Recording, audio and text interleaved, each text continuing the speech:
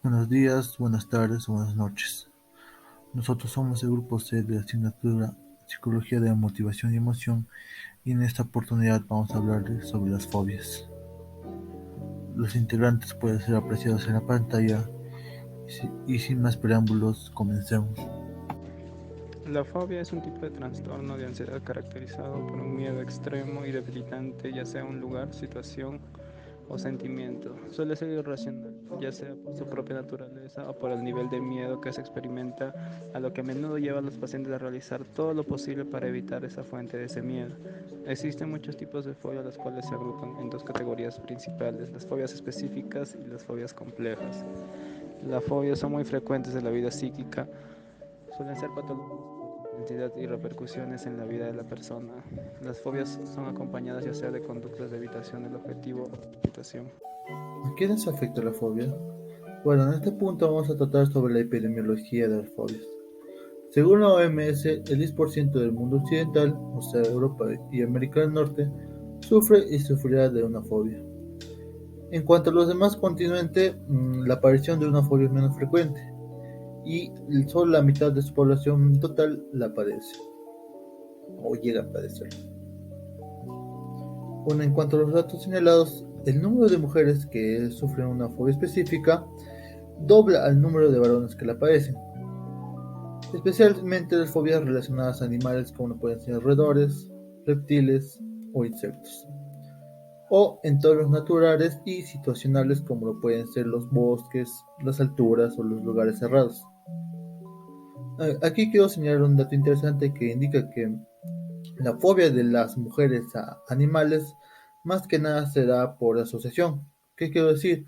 O sea que en un punto de su edad, y más que nada en la adolescencia, infancia o niñez, vivieron un hecho traumático en la que estaba presente uno de esos animales señalados y cuando ya están adultas, perdón, ven a este animal asociándolo con este hecho traumático. Bueno, continuando, las fobias frecuentes o más comunes que se dan en las personas, como el miedo a la sangre o a las agujas, son igual tanto para varones y mujeres. También nos indican que la edad en la que aparecen con mayor frecuencia es en la adolescencia, pero se van mitigando a manera que vamos creciendo, sobre todo en la tercera edad. Causas de la fobia. Estas son causadas por experiencias negativas directas con eso a lo que tenemos pánico, es decir, haber vivido algo muy desagradable o negativo respecto a ese animal, insecto, objeto o situación. Por haber visto a otras personas teniendo experiencias negativas o mostrando miedo a esos estímulos o situaciones, aprendiendo que es algo de lo que tienes que proteger.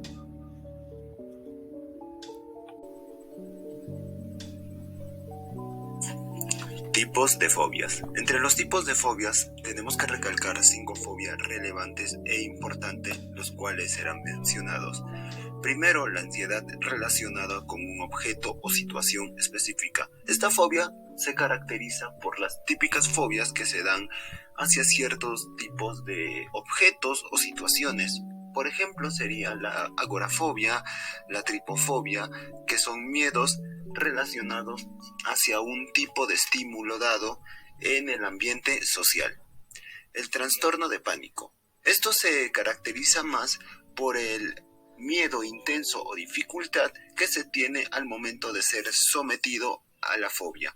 En este caso sería un padecimiento fisiológico que se daría por la dificultad de respirar, los mareos, las debilidades, los temblores y el miedo, esto relacionado con un ataque de pánico. Estos tipos de problemas se pueden presentar en un lapso de 10 minutos. Tercero, la agorafobia se define como el miedo hacia los espacios abiertos. Como un ejemplo se daría al salir solo de casa. Esto se relaciona más con una fobia del miedo a tener un ataque de pánico.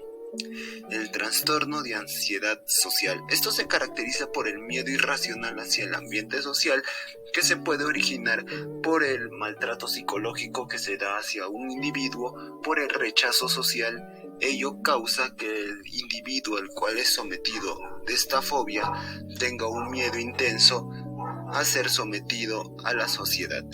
El trastorno de ansiedad ante la separación.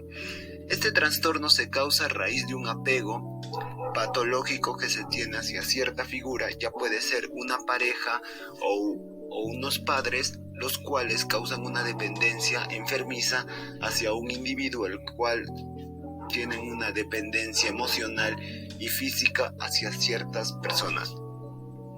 Por último estaría el mutismo selectivo, que se caracteriza por ser la incapacidad de hablar en situaciones sociales específicas que se manifiestan en niños o adolescentes que tienen dificultades en las relaciones sociales al momento de manifestar una idea ante su entorno social. En cuanto a las consecuencias, estas van a depender del tipo de fobia que se presente. Si el tipo de fobia es la más compleja y fuerte, por así decirlo, y no es tratada de una manera adecuada, estas traerán graves consecuencias a quien la padece. En las consecuencias sociales está el aislamiento social, o sea, el aislamiento de todos los ámbitos de la vida, ya sea familiar, entre el grupo de amigos o el escolar o académico. En las consecuencias psicológicas está que tendremos una baja autoestima y que esto derivará en una depresión muy fuerte y una ansiedad, ya que nos sentiremos que no tendremos control sobre esta fobia y no podremos hacer nada para poder tratarla.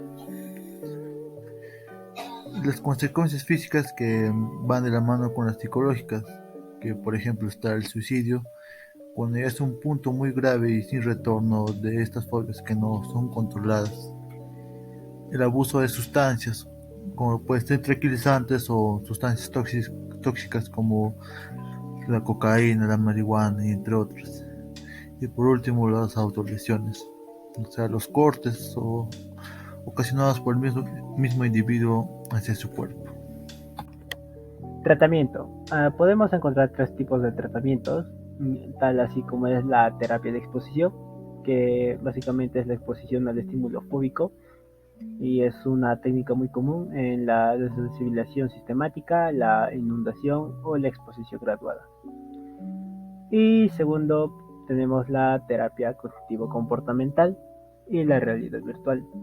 Básicamente se trata de adaptaciones al ámbito de las fobias con programas terapéuticos existentes, tales como la terapia racional emotiva, el entrenamiento en inoculación del estrés o la terapia racional sistemática.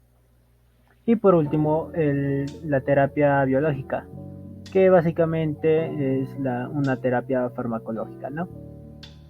Todo esto nos ayudan a superar el miedo, la ansiedad y la angustia que nos provoca la fobia, ¿no?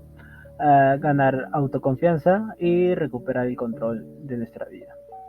Y también nos ayuda a aprender técnicas de autocontrol y manejo del estrés, que podrías aplicar a diferentes situaciones cotidianas.